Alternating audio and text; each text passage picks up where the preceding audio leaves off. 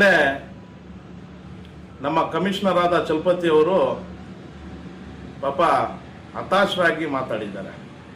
ಜನರಿಗೆ ಮಿಸ್ಗೈಡ್ ಮಾಡ್ತಾರಂತೆ ಅಂತ. ಯಾರು ಮಿಸ್ಗೈಡ್ ಮಾಡ್ತಾ ಇರೋದು? ಮಿಸ್ಗೈಡ್ ಮಾಡ್ತಾ ಇರೋದು ತಾವು. ಸತ್ಯಾಂಶವನ್ನು ಹೇಳಿ, ಇರೋದನ್ನು ಇರದಂಗೆ ಹೇಳೋದು ವಾಸ್ತವಾಂಶ. ನಾವು ಮಾತಾಡಿರೋದು ವಾಸ್ತವಾಂಶ. ಏನು ನೀವು ಬೆಳಗ್ಗೆ ಮಾಡಿಲ್ವಾ? ಫುಟ್ಪಾತ್ ಎನ್ಕ್ರೋಚ್ಮೆಂಟ್ ಮಾಡಿರುವಂಥದ್ದೆಲ್ಲ ಡೆಮಾಲಿಷ್ ಮಾಡಿಲ್ವಾ? ಅಥವಾ ಏನು ರಥ ಇತ್ತು ಆ ಚೌಕದಲ್ಲಿ, ಅದು ಬೆಳಗಿನ ಜಾವ ಎತ್ತಲಿಲ್ವಾ? ಡಾಕ್ಟರ್ ಬಿ ಆರ್ ಅಂಬೇಡ್ಕರ್ ಒಂದಲ್ಲ ಎರಡಲ್ಲ ಬಹಳಷ್ಟು ಕೊಡಬಲ್ಲೆ ನಾನು ಉದಾಹರಣೆಗಳು. ಇರೋದು ಇದ್ದಂಗೆ ಹೇಳಿದ್ರೆ ಅದು ವಾಸ್ತವಾಂಶ. ಜನರಿಗೆ ಡೈವರ್ಟ್ ಮಾಡುವಂಥದ್ದು, ಮಿಸ್ಗೈಡ್ ಮಾಡುವಂಥದ್ದು ನೀವು, ನಾವಲ್ಲ ಮಿಸ್ಗೈಡ್ ಮಾಡುವಂಥದ್ದು. ಇಲ್ಲಿ ಆಯ್ಕೆ ಮಾಡಿರೋದು ಸಂವಿಧಾನ ಪ್ರಕಾರ ಓಟ್ಗಳು ಹಾಕಿರೋದು ಸುಧಾಕರ್ ರೆಡ್ಡಿ ಅವ್ರಿಗೆ. ಎಮ್ ಎಲ್ ಆಗಿರೋದು ಅವರು ಒಬ್ಬರೇ. ಚಿಂತಾಮಣಿ ತಾಲೂಕಿಗೆ ಎಮ್ ಎಲ್ ಎ ಯಾರಂದ್ರೆ ಸುಧಾಕರ್ ರೆಡ್ಡಿ ಅವರು. ನಾನೇ ಎಮ್ ಎಲ್ ಎ ತರ ಮಾತಾಡ್ತಾರೆ. 1,00,000 ಜನ ಅಂತೆ, ಏನೋ ಜವಾಬ್ದಾರಿ ಅಂತೆ. ಮನೆ ಕಮಿಷನರ್ ಸಾಹೇಬ್ರೆ, ನೀವು ಪಬ್ಲಿಕ್ ಸರ್ವೆಂಟ್, ಮರ್ತೋಗ್ಬಿಡ್ರಿ ನೀವು. ನಾವು ಕಟ್ಟಿರುವಂತ ಟ್ಯಾಕ್ಸ್ ನಲ್ಲಿ ನಿಮಗೆ ಸಂಬಳ ಬರ್ತಾ ಇರುವಂತಹದ್ದು. ನೀವು ರಾಜಕೀಯ ಸ್ಟೈಲ್ ಮಾತಾಡಂಗಿದ್ರೆ, ನಾನು ಬಹಳಷ್ಟು ಸತಿ ಹೇಳಿದ್ದೀನಿ, ರಾಜೀನಾಮೆ ಕೊಟ್ಬಿಟ್ಟು ಬನ್ನಿ, ಎಲ್ಲಿ ಬೇಕಾದ್ರೂ ಸ್ಪರ್ಧೆ ಮಾಡಿ, ರೆಡಿ ಇದ್ದೀವಿ. ರಾಜಕೀಯ ಮಾತುಗಳು ಬಿಡಿ. ನೀವು ಅಫಿಷಿಯಲ್ ಆಗಿರಿ, ನೀವು ಪಬ್ಲಿಕ್ ಸರ್ವೆಂಟ್ ಆಗಿರಿ. ಇಷ್ಟೊಂದು ಅಫಿಷಿಯಲ್ಸ್ ಇದ್ದಾರೆ ಎಲ್ಲ ಚಿಂತಾಮಣಿ ತಾಲೂಕಲ್ಲಿ.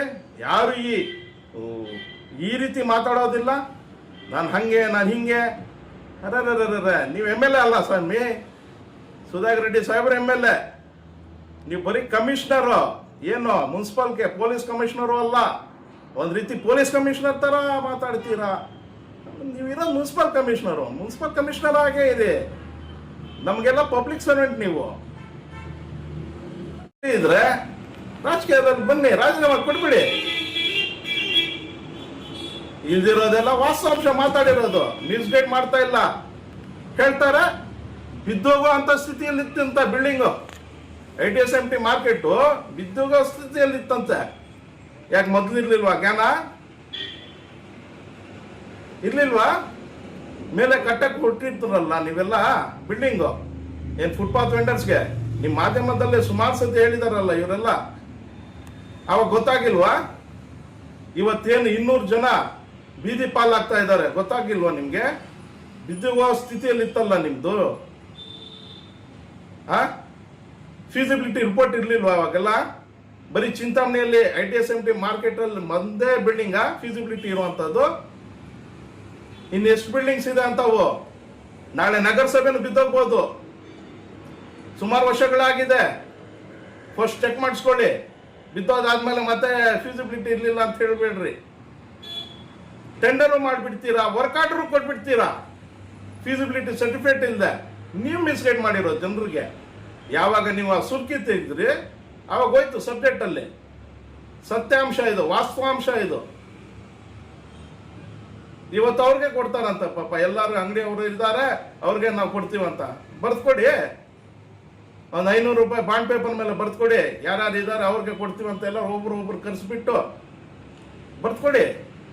ಅಂಡರ್ಟೇಕಿಂಗ್ ಕೊಡಿ ಅವ್ರಿಗೆ. ನಿಜವಾಗ್ಲೂ ಹಿತಾಸಕ್ತಿ ಇದ್ರೆ ಅವ್ರಿಗೆ ಕೊಡ್ತೀವಂತ ಸತ್ಯಾಂಶ ಇದ್ರೆ, ವಾಸ್ತವಾಂಶ ಇದ್ರೆ ಬಾಂಡ್ ಪೇಪರ್ ಬರ್ದ್ಕೊಡಿ. ಇವತ್ತು ಯಾರು ಖುಷಿ ಪಡಿಸಕ್ಕೆ ಟ್ರ್ಯಾಕ್ಟರ್ ಮಜರ್ MG ರೋಡಲ್ಲಿ ಇದಾರಲ್ಲ, ವೆಂಕಟಗಿರಿ ಕೋಟೆ ಹತ್ರ ಟ್ರ್ಯಾಕ್ಟರ್ ಮಜರ್ ಮನೆಯಿಂದ ಆ ಶೋರೂಮು 3 ಸ್ಟಾರ್ ಗೌಸ್ ಮನೆ. 3 ಸ್ಟಾರ್ ಗೌಸ್ ಯಾರು ಗೊತ್ತಾ? ಸುಮಾರು 500ರಿಂದ 600 ಕೋಟಿ ಬಾಳುವಂತ ವ್ಯಕ್ತಿ. ಸುಮಾರು 40ರಿಂದ 50 ಕೋಟಿ ಕಟ್ತಾ ಇರುವಂತ ಮನೆ. ಆ ಮನೆಗೆ ರೋಡ್ ಹಾಕ್ಸಿದ್ದೀರಲ್ಲ, ಗಿಫ್ಟ್ ನೀವು ಕೊಟ್ಟಿದ್ದೀರಾ, ಕಮಿಷನರ್ ಕೊಟ್ಟಿದ್ದಾರೆ, ಮಿನಿಸ್ಟರ್ ಕೊಟ್ಟಿದ್ದಾರೆ ಗಿಫ್ಟ್ ಅಂತ. ಯಾರು ಹೇಳ್ತಾ ಇದ್ರು ಅಲ್ಲಿ ಟೀ ಹೋಟೆಲ್ ಹತ್ರ ಗಿಫ್ಟ್ ಕೊಟ್ಟಿರೋದು ಸರ್. ಆ ಮನೆಗೆ ಕಟ್ತಾ ಇದಾರಲ್ಲ, ಒಳ್ಳೆ ಆದಾಯ ಬರ್ತದೆ ನಗರಸಭೆಗೆ ಅಂತ ಗಿಫ್ಟ್ ರೋಡ್ ಹಾಕೊಟ್ಟಿರೋದು ಅಂತ. ಅಕ್ಕಪಕ್ಕದಲ್ಲಿ ಮನೆಗಳಿಲ್ಲ ಅಲ್ಲಿ. ಆ KGN ಏರಿಯಾದಲ್ಲಿ ನೋಡ್ಬೋದು ನೀವು. ಇವತ್ತೆಷ್ಟು ಸುಮಾರು 35,90,000 ರಸ್ತೆ ಆಗ್ತಾರೆ, CC ರೋಡ್. ಎರಡು ಬದಿಯಲ್ಲಿ ಮೋರಿ ಇಲ್ಲ.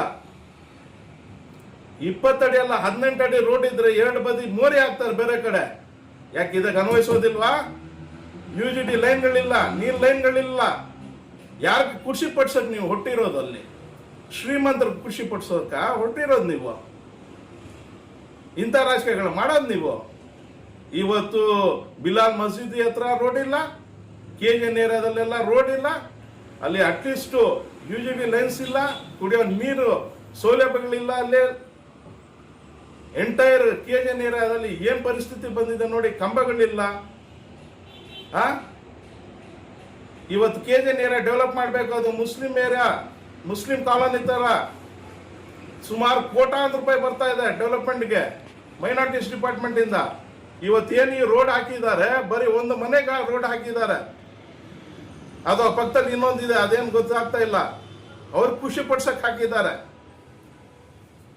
ಇವತ್ತು ಇಷ್ಟೆಲ್ಲ ಆ KGN ಮೊಹಲ್ಲಾದಲ್ಲಿ ಸುಮಾರು ಅಂದ್ರೆ 40-50 ಕೋಟಿ ರೂಪಾಯಿ ಬೇಕು ಡೆವಲಪ್ ಮಾಡಕ್ಕೆ. 3 ವರ್ಷ ಆಯ್ತು. ಮಾಡಿ, ಸಂತೋಷ ಮಾಡಿ. ಎಲ್ಲ ರೋಡ್ಗಳು ಹಾಕ್ಸಿ, UGDಗಳು ಹಾಕ್ಸಿ, ಪೈಪ್ ಲೈನ್ಸ್ ಹಾಕ್ಸಿ, ಬೋರ್ಗಳು ಹಾಕ್ಸಿ, ಕಂಬಗಳು ಹಾಕ್ಸಿ, ಲೈಟ್ಗಳು ಹಾಕ್ಸಿ. ಮುಸ್ಲಿಂ ಕಾಲೋನಿ ಮೈನಾರಿಟೀಸ್ ಡಿಪಾರ್ಟ್ಮೆಂಟ್ ಇಂದ ಬರುತ್ತಲ್ಲ ದುಡ್ಡು, ತಂದು ಹಾಕಿ. ಎಲ್ಲ ಹಾಕ್ಬೇಕಲ್ಲ ಹಾಕಲ್ಲ, ಎಲ್ಲಿ ಮಾಡಬೇಕು ಅಲ್ಲಿ ಮಾಡಲ್ಲ. ಯಾರಿಗೋ ಖುಷಿ ಪಡ್ಸಕ್ಕೆ ಪಾಪ ಶ್ರೀಮಂತರಲ್ಲ, 40-50 ಕೋಟಿ ಮನೆ ಕಟ್ತಾ ಇದಾರಲ್ಲ, ಗಿಫ್ಟ್ ಕೊಟ್ಟಿರೋದಂತೆ ರೋಡ್ ಹಾಕ್ಬಿಟ್ಟು ಒಂದು ಮನೆಗೆ.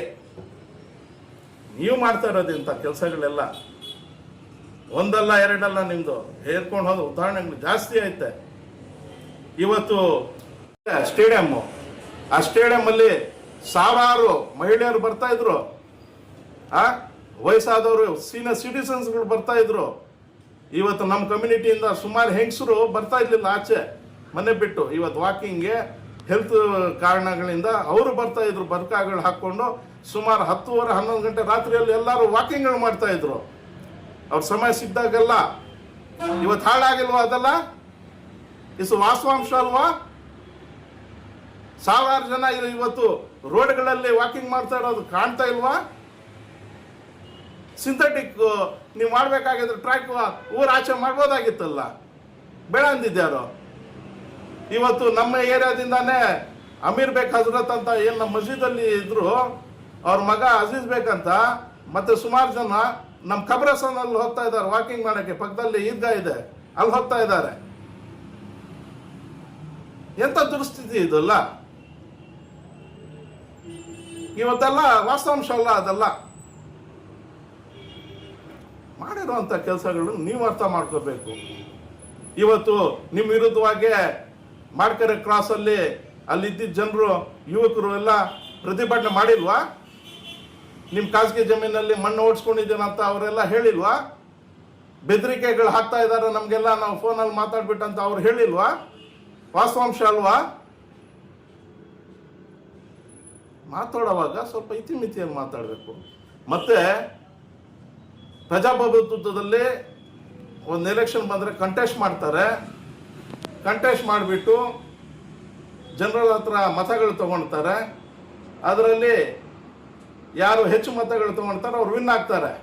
ಆವಾಗ ಸದಸ್ಯರು ಆಗ್ತಾರೆ, ಹಾಲಿ ಸದಸ್ಯರು ಆಗ್ತಾರೆ. ಬರೀ ಇವ್ರಿಗೆ ಹೂವಿನ ಹಾರ ಹಾಕಿಬಿಟ್ಟು ಚಪಾಲಿಗಳು ಹಾಕಿಬಿಟ್ಟು ಒಂದು ಸೀಟಿ ಓಡ್ಬಿಟ್ರೆ ಫ್ರೀಯಾಗಿ ಸದಸ್ಯರಾಗಿಬಿಡ್ತಾರೆ. ಹಾಲಿ ಸದಸ್ಯರು ಒಬ್ರು ಆಗಿಲ್ಲ ಪಾಪ. ಅವರು ಹೆಸರು ನಾನು ಹೇಳಕ್ಕೆ ಇಷ್ಟಪಡೋದಿಲ್ಲ. ಮೊನ್ನೆ ಹೇಳಿದ್ದಾರೆ, ಆ ಕ್ಲಿಪ್ಪಿಂಗು ನಿಮ್ಗೆ ಕೊಡ್ತೀನಿ. ಮಾಜಿ ನಗರಸಭೆ ಸದಸ್ಯರು ಅಂತ ಎಲ್ಲಿಂದ ಬಂದ್ಬಿಟ್ರು? ಯಾರವರು? ಜನರು ಆಯ್ಕೆ ಮಾಡಿದಾರಾ?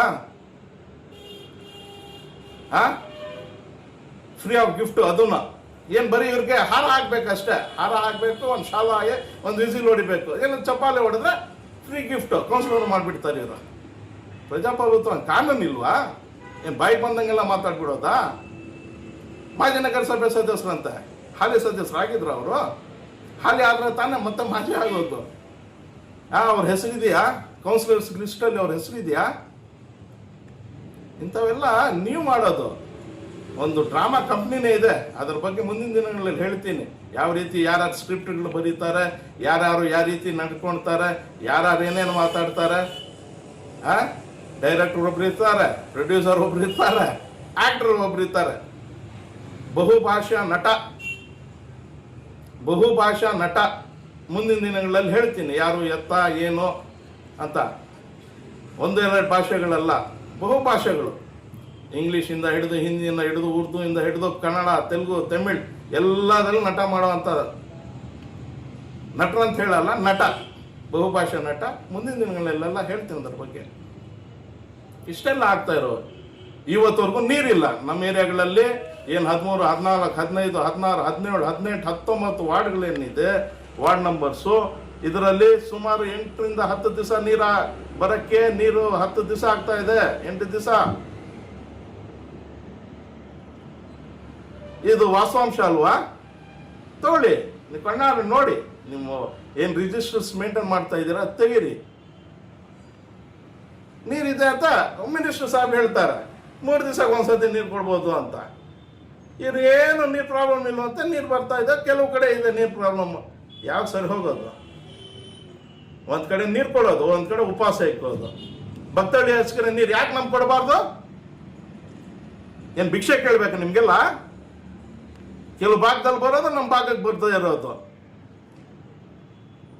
ಏನು ಗೋಪ್ಸಂದ್ರ ರಿಪೇರಿ ಮಾಡಬೇಕು, ಎಷ್ಟು ವರ್ಷ ಬೇಕು?